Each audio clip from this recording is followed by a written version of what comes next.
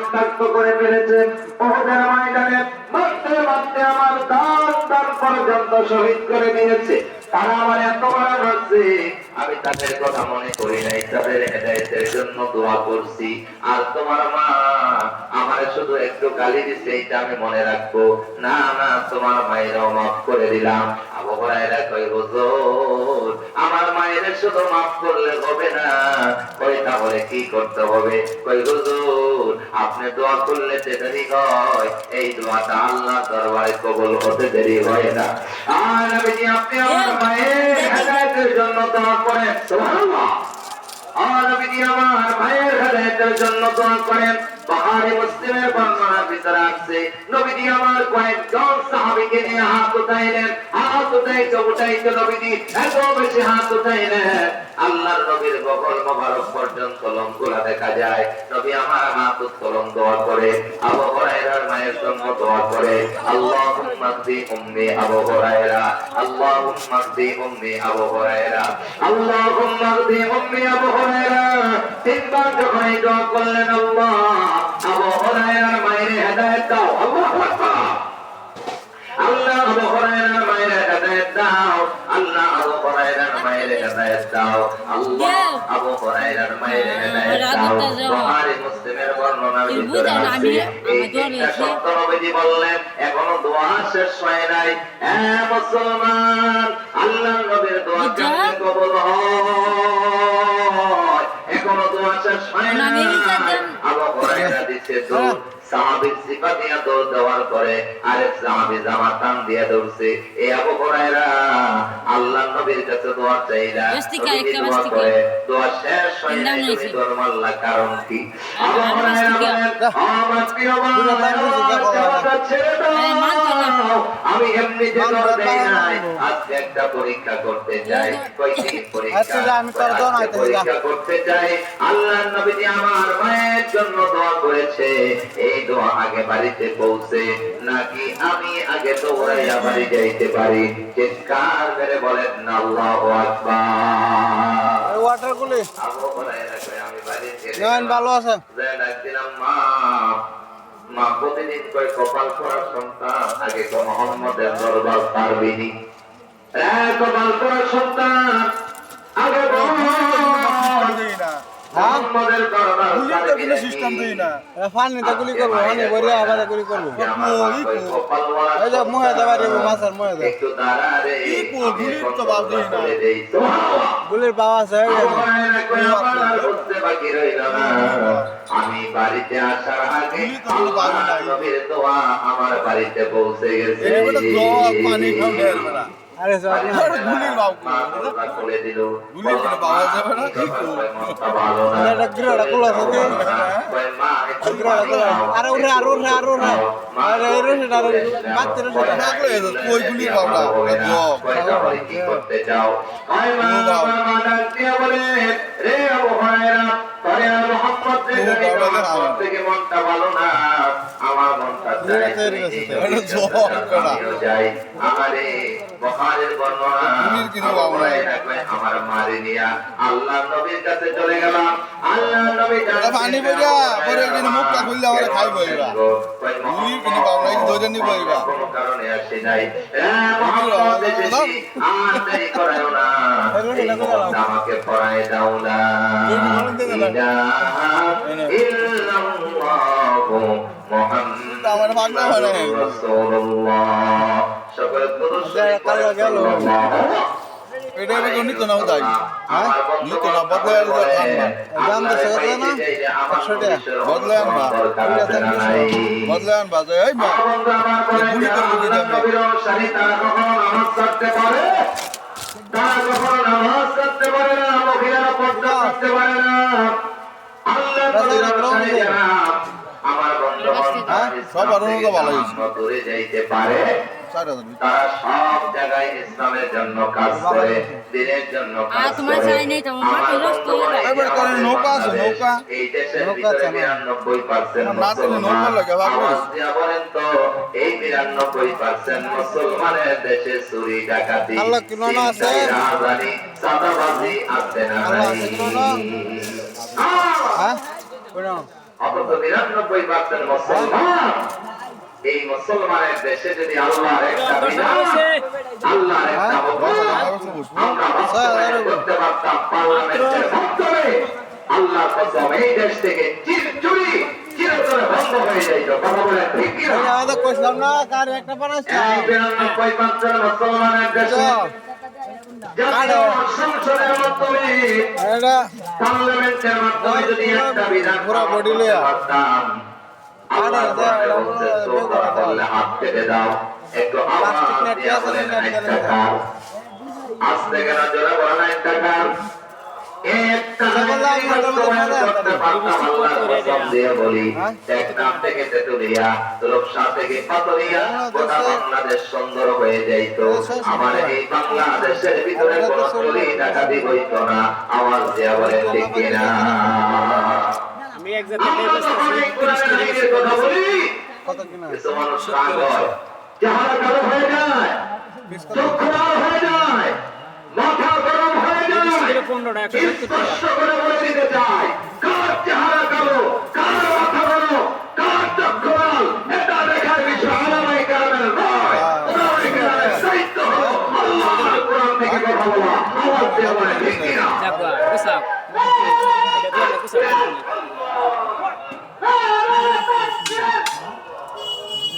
আলহামদুলিল্লাহ। কালি কত 10 টাকা হইতে বেশি না এটার নাম লইনা এটা ভাগ করে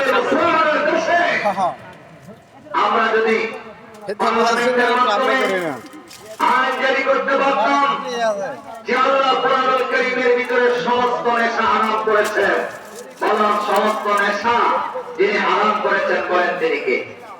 আপনি কেন জয় কর ফালতুলের ব্যবসা আমরা ইয়াবা এলা তো হারাম নাই। দেখি না আমারটা দেখ কই না আপনি আরো কত কিছু আছে না? বুঝলেন না আদর বলতা আগে আই আছে না? না যাবা সম্পর্ক সাথে বাংলাদেশের ব্যবসা করতে বড় বড় সব রইলো কিছু কম না এত জোরে কর শেষের দিকে যাবো। বলেন মক্কা হালাল না হারাম? জোয়া খেলা কি হালাল না হারাম? গাঁজা খাওয়া, ইয়াবা, বাবা, ডাইল, হ্যাঁ? আমি আসলে দেখি নাই। নাম দিতে কি ডাইল? বাবার নাম দিতে ডাইল। কিসের দিকে নাম না দিচ্ছে যাতে হাটে বাজারে সব জায়গায় মানুষের সামনে আলোচনা করা যায়, ঠিক কিনা? নাম দিচ্ছে ডাইল, আরেকটা দিচ্ছে বাবা। বলেন, মদ, জুয়া, ইয়াবা, ডাইল, যা আছে সবাইগুলো হালাল না হারাম? আস্তে কেন জয় কর। এই সম্পর্কে কোরআনুল কারীম আসলে গঠনমূলক আলোচনা করার সময় পাই নাই। আমি বাংলাদেশের সবচেয়ে বড় বড় সম্মেলনের কথা বলি, আল্লাহ কবুল করুন। জয় কর আমিন। তোমার এই যে 3টা আয়াত, এই নেশা সম্পর্কে আল্লাহ 3টা আয়াত নাযিল করে নেশাটারে চিরতরে হারাম করেছে। কারণ আরবে একটা সময় শুধু নারী আর শরাব, মদ, এটা খুব বেশি চলছে। কিন্তু আল্লাহ রাব্বুল আলামিন কোরআনুল কারীম সূরা আল বাকারা 219 নম্বর আয়াত সর্বপ্রথম আল্লাহ নাযিল করলেন। এই আয়াতের ভিতরে কি বলে শুনেন। 3টা আয়াত বলে একসাথে আমরা মুনাজাত দিব, বলেন ইনশাআল্লাহ। মজার ঘটনা আছে সামনে। আল্লাহ রাব্বুল আলামিন কোরআনুল কারীমের ভিতরে বলেন, ইয়াসআলুনাকা আনিল খামরি ওয়াল মাইসির কুল ফীহিমা ইসমুন কাবীরুন ওয়া মানাফিউ লিন-নাস। আল্লাহ পাক বলেন, হে নবী, মদ এবং জুয়া সম্পর্কে আপনাকে প্রশ্ন করবে, আপনাকে জিজ্ঞাসা করবে, আপনি বলবেন এতে আছে মহাপাপ, তবে মানুষের জন্য সামান্য উপকার আছে। এতটুকু আয়াত আল্লাহ নাযিল করলেন। এতটুকু আয়াত নাযিল করার পরে অনেক সাহাবী মদ, শরাব চিরতরে ছেড়ে দিয়েছে। সুবহানাল্লাহ। আমার বন্ধুগণ, আরেক বর্ণনার ভিতরে পাওয়া যায় আল্লাহ রাব্বুল আলামিন কোরআনুল কারীম সূরা নিসা 43 নম্বর আয়াত নাযিল করলেন। তখন শরাব পান করে নামাজের ভিতরে সাহাবীরা ভুল করতে শুরু করলেন। যখন আমার বন্ধুগণ সূরা ফাতিহা পড়তে যায় ব্যাস লাগায় দেয়, নামাজ পড়তে যায় ব্যাস লাগায় দেয়, কোরআনের আয়াত উল্টা পাল্টা করে ফেলে। আল্লাহ পাক আবার 2 নম্বর আয়াত নাযিল করলেন ইয়া আইয়ুহাল্লাযীনা আমানু লা তাকরাবুস সালাতা ওয়া আনতুম সুকারা আল্লাহু আকবার আল্লাহ পাক কয় ইয়া আইয়ুহাল্লাযীনা আমানু হে ঈমানদারগণ তোমরা মাতার অবস্থায় আমাদের কাছে যেও না যতক্ষণ না তোমরা বুঝতে পারো তোমরা কি বলেছো এখনো হারাম হয় নাই 3 নম্বর আয়াত সূরা মাইদা 51 নম্বর আয়াত আল্লাহ নাযিল করে দিলেন আল্লাহ পাক এইটা নাযিল করে চিরতরে হারাম করে দিলেন ইয়া আইয়ুহাল্লাযীনা আমানু ইন্নামাল খামরু ওয়াল মাইসির ওয়াল আনসাবু ওয়াল আযলামু রিজসুম মিন আমালিশ শাইতান ফাজতানিবুহু লাআল্লাকুম তুফলিহুন চিৎকার করে বলেন আল্লাহু আকবার বলেন তো এই যে সূরা মাইদা 51 নম্বর আয়াত এই আয়াতের মাধ্যমে চিরতরে নেশা যিনি হারাম করে দিয়েছেন তিনি কে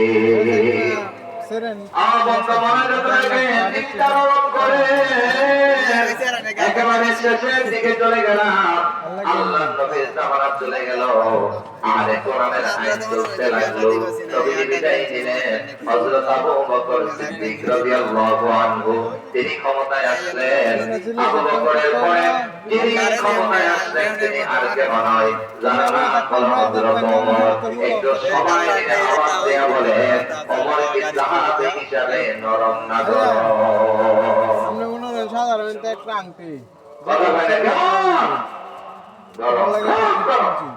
আমি আংটিটা দিয়ে হযরত ওমর মদিনা মসজিদে বসে ঘোষণা দিয়ে দিলেন ইয়া আইয়ুহাল্লাযীনা আমানু ইন্নামাল খামরু ওয়াল মাইসির আসলে ওয়াল আনসাব ওয়াল আযলাম রিজসুম মিন আমালিশ শাইতান ফাজতানিবুহু লাআল্লাকুম তুফলিহুন ঘোষণা দিয়ে দিলেন শুনে রাখো এই আয়াতকে সামনে রেখে আমি আমার ঘোষণা দিলাম আমার এরিয়ার ভিতরে আমার এই জামানায় যদি কেউ মদ পান করে আল্লাহর কোরআনের হক বিচার চালু করা হবে চিৎকার করে বলেন আল্লাহু আকবার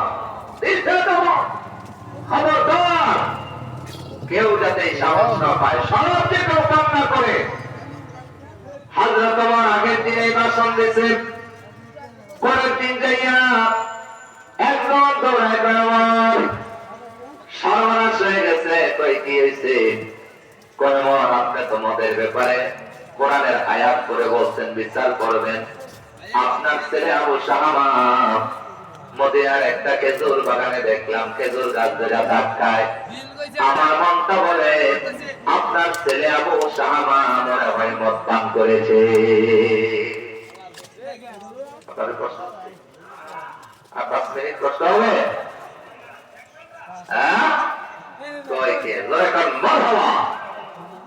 আপনার ছেলে আবু শাহামা মনে হয় মদ পান করেছে আমার বন্ধুগণ আমার বাবা নিয়া হযরত ওমর একটা মুহূর্ত দেরি করলেন না হযরত ওমর সোজা চলে গেলেন মদিনার খেজুর বাগানে যায় দেখে আবু শাহামা খেজুর গাছ ধরে ধাক্কায় ওমর কয় সর্বনাশ হইছে দিয়া দিছে ধমকায়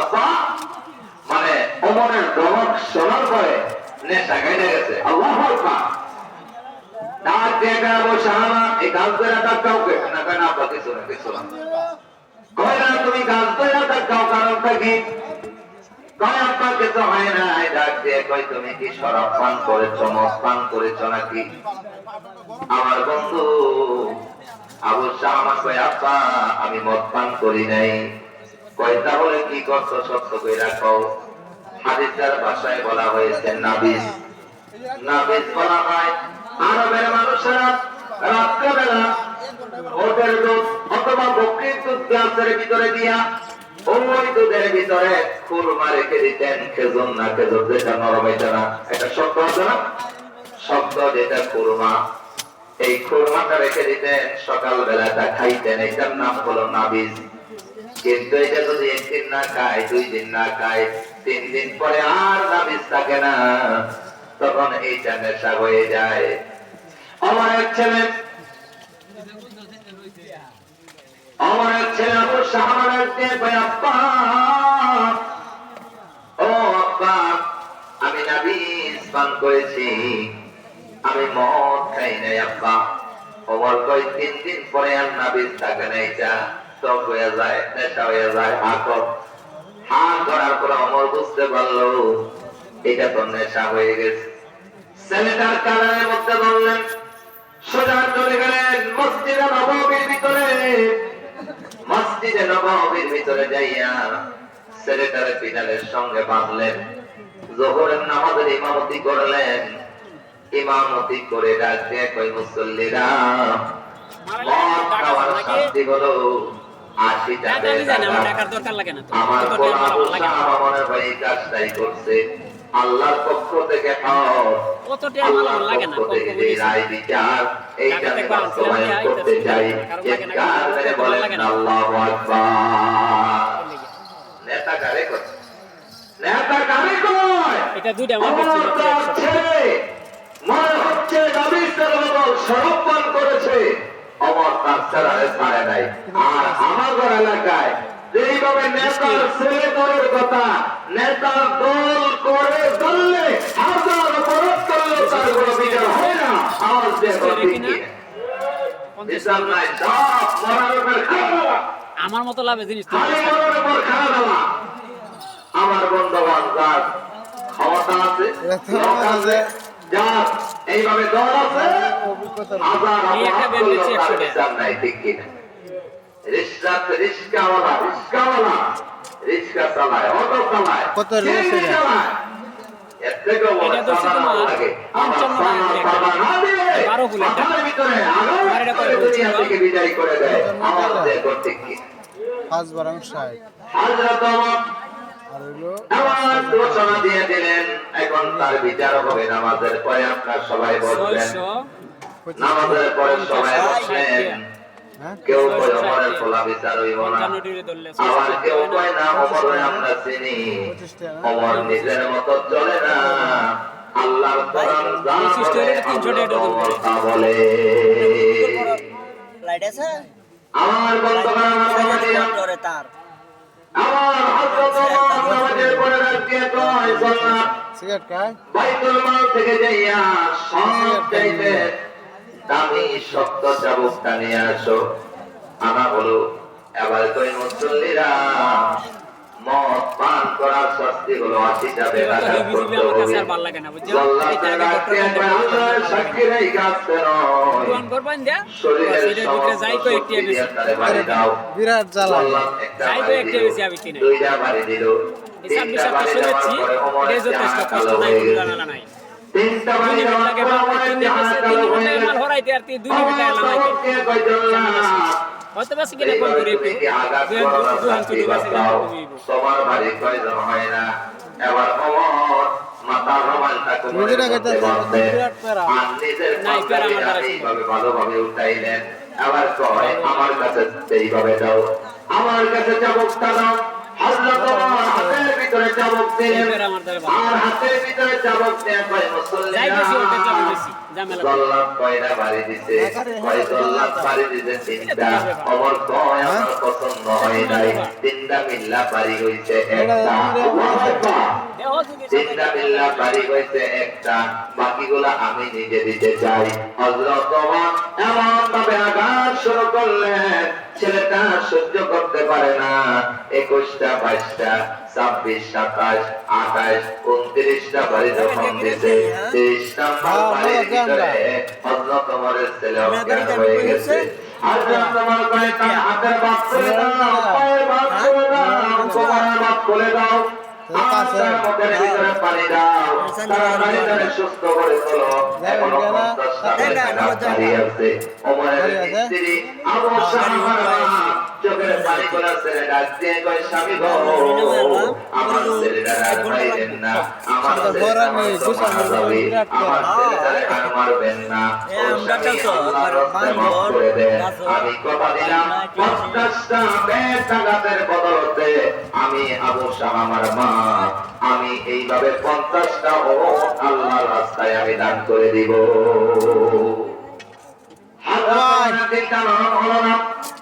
হযরত ওমর কয় আল্লাহর ফয়সালার ব্যাপারে আমার কোনো ফয়সালা নাই, আল্লাহর ফয়সালা হলো 80টা দিতে হবে। ততক্ষণে ছেলেটা সুস্থ হয়ে গেলেন। আমার তার হাত বাঁধা বাঁধা হলো, তার পা বাঁধা কোমরের রশি লাগানো হলো। ওমর আবার শরীরের সমস্ত শক্তি দিয়া আঘাত করতে লাগলেন। আঘাত করতে করতে 48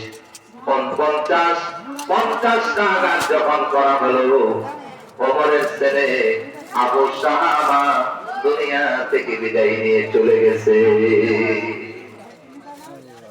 ওমরের ছেলে আবু সাহাবা দুনিয়া থেকে বিদায় নিয়ে চলে গেছে।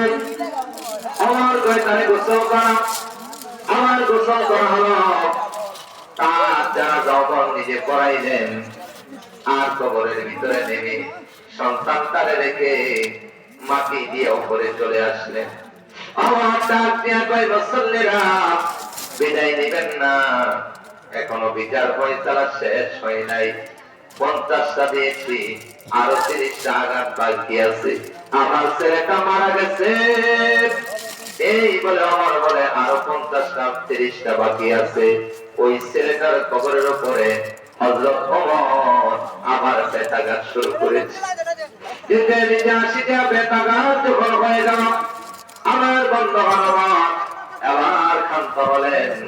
আর চোখের পানিগুলা ছেড়ে আল্লাহর কাছে দোয়া করে, আল্লাহ তুমি সূরা মায়দার 51 নম্বর আয়াতের মাধ্যমে মদ, ইয়াবা, জুয়া, এক কথায় সমস্ত নেশা তুমি হারাম করেছো এবং শাস্তি তুমি বলে দিয়েছো।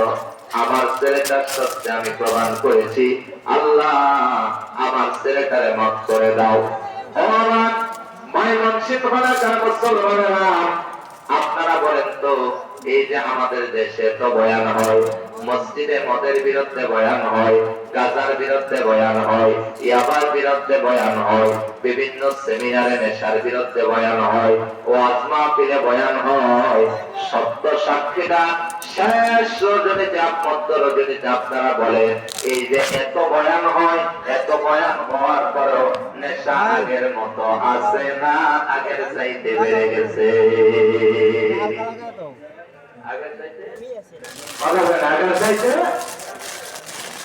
তাহলে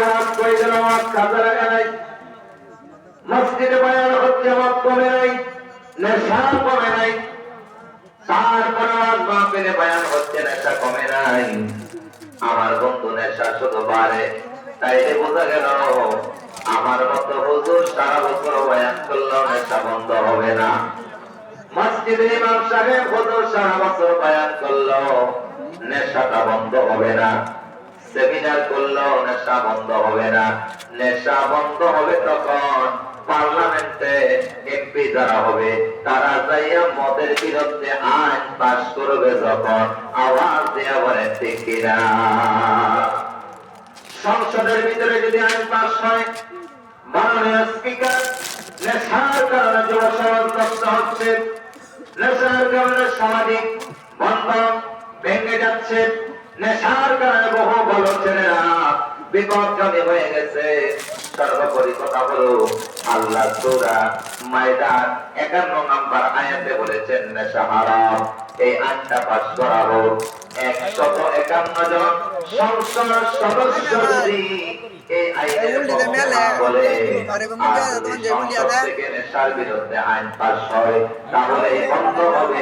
অন্যথায় ওয়াজ করে এই নেশা, মদ, জুয়া, নারী ইত্যাদি বন্ধ করা যাবে না। আওয়াজ দিয়ে বলেন ঠিক কিনা? তাহলে সংসদের ভিতরে আমার নেতা বানাইতে হবে, যেই নেতা দুনিয়ার জমিনে নেশা করে না, ঠিক কিনা? এমন লোক সংসদে বানাইতে হবে।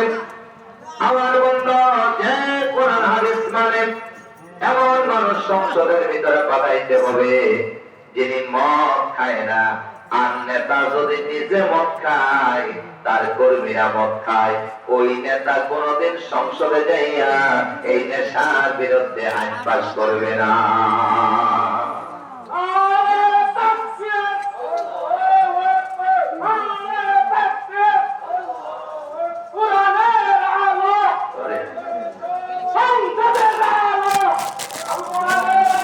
আলহামদুলিল্লাহ, পরে কোন মারহাবা।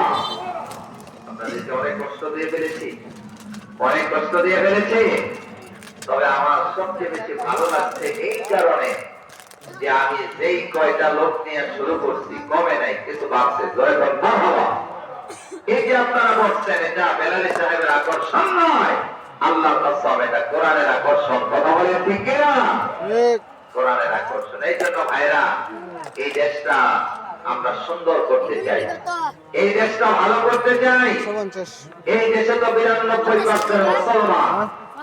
আমার কথা হলো, এখন তো দুইটা দলই আছে, বিএনপি আছে আর জামাত আছে। আমি বিএনপির কথাও বলবো না, জামাতের কথাও বলবো না।